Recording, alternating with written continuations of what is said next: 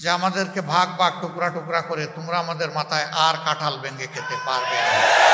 এরা এত দুঃসাহস কিভাবে দেখালো যে বাংলাদেশে কোরআনের আয়াত এরা পরিবর্তন করে ফেলবে?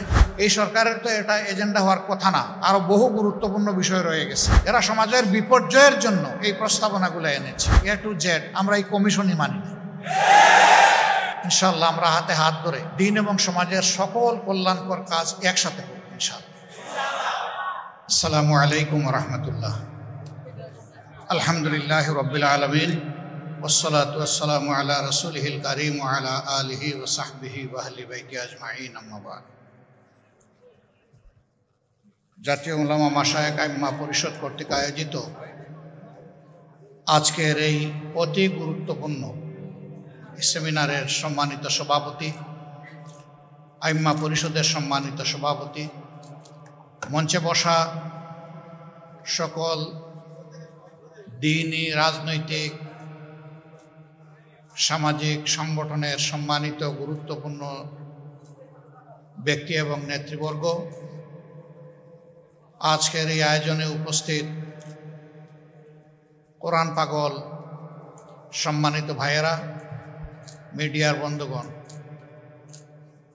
মূল থেকে আলোচনা না শুনলেও শেষের দিকে এসে যেটুকু উপলব্ধি করেছি তাতে মনে হয়েছে আজকে এখানে যা আলোচনা হওয়া দরকার ছিল তা সবটুকুই এসে গিয়েছে। কাজে আমি বিস্তারিত কোনো কিছুতে যাব না, দুই একটা বিষয়ে দৃষ্টি আকর্ষণ করে ইনশাআল্লাহ আমার বক্তব্য আমি শেষ করব। প্রথম কথা হলো, গঠিত এই কমিশন এই জাতির চিন্তা, চেতনা, তাহজিব, তামাদ্দুন এবং বিশেষভাবে আল্লাহ তাআলার আইনের বিরুদ্ধে অবস্থান নেওয়ার কারণে তারা প্রত্যাখ্যাত বলে আমরা ঘোষণা করছি। এদের রিপোর্ট বাতিল করার কোনো ব্যাপার নাই, এদেরকেই আগে প্রত্যাখ্যান করতে হবে। এরা প্রত্যাখ্যাত হলে এদের রিপোর্টও শেষ। 2 নম্বর, আমাদেরকে একটু ভাবতে হবে আমাদেরকে কোন দিকে নিয়ে যাওয়ার জন্য জোর করে চেষ্টা করা হচ্ছে। আমাদের শিশুকালে আমরা দেখেছি আমাদের শিক্ষাদান শুরু হতো মক্তবের পাঠ দিয়ে।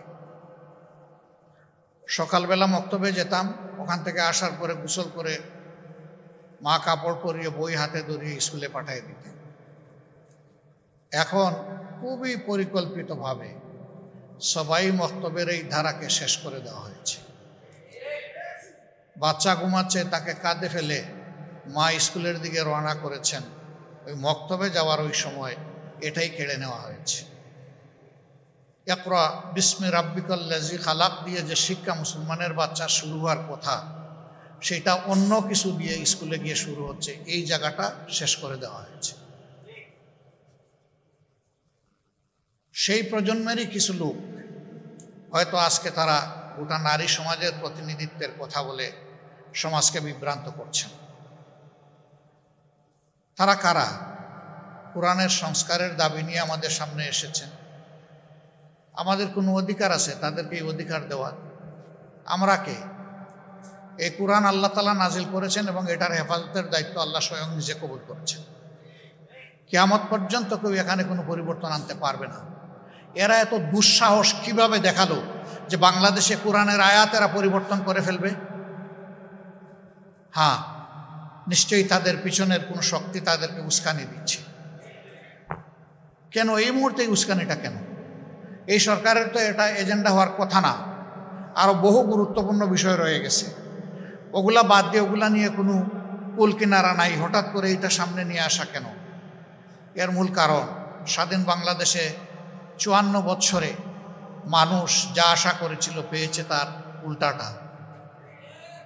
এই সমাজকে বিভিন্নভাবে কুড়ে কুড়ে ধ্বংস করা হয়েছে।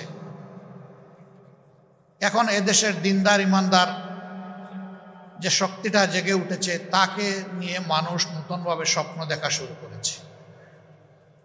এই জায়গায় ইসলামী শক্তির মুখোমুখি আরেকটা শক্তিকে দাঁড় করিয়ে দেওয়া হচ্ছে, জনগণের দৃষ্টিকে ভিন্ন দিকে প্রবাহিত করার জন্য, নিয়ে যাওয়ার জন্য। অতীতের সকল চক্রান্ত এদেশের মুসলমানরা ঐক্যবদ্ধভাবে প্রতিহত করেছেন। ইনশাআল্লাহ এই চক্রান্ত টিকবে না, এটাও ভেসে যাবে ইনশাআল্লাহ। এরা শুধু আল্লাহ তাআলার কোরআন বিরোধী প্রস্তাবনা নিয়ে আসে নাই, এরা নিজেরা স্ববিরোধীও বটে। একদিকে তাদের ভাষায় তারা নারী পুরুষের সমান অধিকার চায়, আবার তারা বলতেছে সব জায়গায় এত% কোটা নির্ধারণ করতে হবে। তো এটা তো স্ববিরোধী হয়ে গেল না? অধিকার যদি সমান হয় কোটার প্রশ্ন আসবে কেন? যার যার যোগ্যতা প্রমাণ করে নিজ জায়গায় চলে যাও, তাইলে তো কোটার দরকার নাই। কোটা দেওয়া হয় পিছিয়ে পড়া বংশকে তাদেরকে সুযোগ দেওয়ার জন্য। নারীরা এই দেশে পিছিয়ে পড়ে নাই। নারীরা আমাদের মা, আমাদের বোন, আমাদের কন্যা, আমাদের ইজ্জত এবং সম্মানের প্রতীক। এরা তার সব কিছু তছনছ করে দিতে চায়। পরিবারে পরিবারে এরা দাঙ্গা লাগাতে চায়। এখানে প্রস্তাবনায় ম্যারিটাল রেপ বলে একটা কথা এসেছে। রেপ তো রেপই, রেপ তো দুইটা অসৎ পুরুষ আর নারী যখন একত্রিত হয় বিবাহ বহির্ভূত পন্থায়, সেটার নাম রেপ হবে। বিবাহিত জীবনে রেপের প্রশ্ন আসলো কেন? এর মাধ্যমে স্বামী স্ত্রীতে ঝগড়া লাগিয়ে আমাদের আদালতগুলোতে এই মামলা দিয়ে পরিপূর্ণ করে দেওয়া এদের উদ্দেশ্য। এরা সমাজের বিপর্যয়ের জন্য এই প্রস্তাবনাগুলো এনেছে। এই জন্য আবারও বলি, A to Z আমরা এই কমিশনই মানি না। কিসের ওদের আবার রিপোর্ট? কমিশন থাকলে রিপোর্ট হবে। যদি এই সংক্রান্ত নারীদের অধিকারের কোনো জায়গায় যদি ক্ষুণ্ণ হয়ে থাকে, সেইটাকে যদি আবার সামনে আনতে হয়, তাহলে অবশ্যই দেশের বেশিরভাগ মানুষের ইমান, আকিদা, তাহজিব, তামুদ্দুনের উপরে যারা বিশ্বাস রাখেন তাদেরকে বাদ দিয়ে নয়, তাদেরকে প্রাধান্য দিয়েই কমিশন গঠন করবে।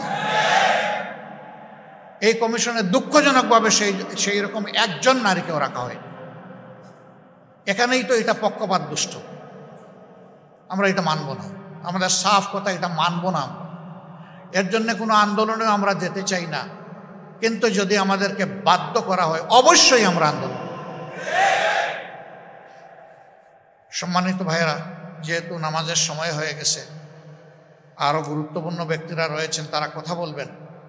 এই জন্যে আমি আমার দলের পক্ষ থেকে আজকের এই আয়োজনের প্রতি পূর্ণ সংহতি প্রকাশ করার জন্য এখানে এসেছি। ইনশাআল্লাহ আমরা হাতে হাত ধরে দিন এবং সমাজের সকল কল্যাণকর কাজ একসাথে করব ইনশাআল্লাহ। এবং আমরা বার্তা দেব যে আমাদেরকে ভাগ ভাগ টুকরা টুকরা করে তোমরা আমাদের মাথায় আর কাঁঠাল ভেঙে খেতে পারবে না। আল্লাহ তাআলা আমাদেরকে তৌফিক দান করুন। আমাকে এখানে দাওয়াত দিয়ে দুটি কথা বলার সুযোগ তৈরি করে দেওয়ার জন্যে আমি আবারও আয়োজক সংস্থার প্রতি আমার গভীর কৃতজ্ঞতা জ্ঞাপন করছি এবং রাব্বুল আলামিনের দরবারে তৌফিক চাচ্ছি সকল ষড়যন্ত্রের বিরুদ্ধে আমরা বুক টান করে, বুককে শক্ত করে, মহান রবের উপর ভরসা করে আমরা যেন সব ষড়যন্ত্র মোকাবেলা করতে পারি। আল্লাহ যেন তৌফিক দান করেন। ইনশাআল্লাহ আগামীর বাংলাদেশ হবে ইনসাফের বাংলাদেশ, যার উত্থান ঠেকানোর জন্য আজকে এই সুরসুরি দেওয়া হচ্ছে সেই কোরআনের বাংলাদেশ। সবাইকে ধন্যবাদ। আসসালামু আলাইকুম ওয়া রাহমাতুল্লাহ।